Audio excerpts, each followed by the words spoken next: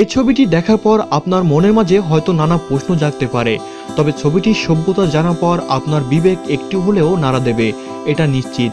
ছবিটি ইউরোপের চিত্রশিল্প মুরলির চিত্রায়ন করা। ইউরোপের একটি দেশে একসময় এই লোকটির না খেয়ে মৃত্যুর শাস্তি দেওয়া হলো। লোকটিকে কারাগারে বন্দি করে রাখা হলো।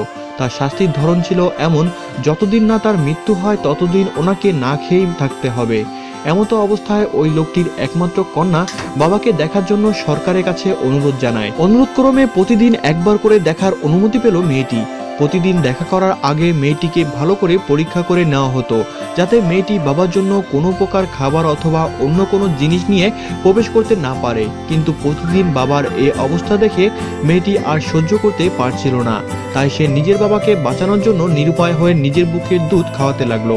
এদিকে সপ্তাহ পেরিয়ে মাস গড়িয়ে এলো, তবুও লোকটির মৃত্যু হচ্ছে না। এতে করে সকল প্রহরীদের মনে সন্দেহ হলো, লোকটি কি করে এখনো জীবিত।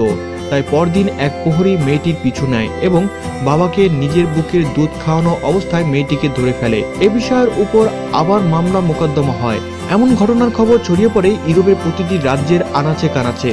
বৈঠক হয় মন্ত্রী থেকে সরকার পর্যায়ে। অবশেষে সরকার আইনের চক্ষু বন্ধ করে, বিবেকের চক্ষু খুলে এই বিষয়ের উপর বিচার করে রায় দেন। এতে পিতা ও কন্যা দুজনকেই মুক্ত করে দেওয়া হয়। নারীর যে রূপে হোক না কেন, সে মা না হয় স্ত্রী অথবা বোন, এরা প্রতিটি রূপে ভালোবাসার এক দৃষ্টান্তর প্রতীক। তাই নারীকে ভালোবাসুন ও শ্রদ্ধা সহকারে সম্মান করুন। ভিডিওটি আপনাদের ভালো লেগে থাকলে লাইক, কমেন্ট এবং শেয়ার করুন। ডেলি নিউজ বাংলা পরবর্তী আপডেট পেতে এখনই আমাদের চ্যানেলটিকে সাবস্ক্রাইব করে রাখুন। ধন্যবাদ।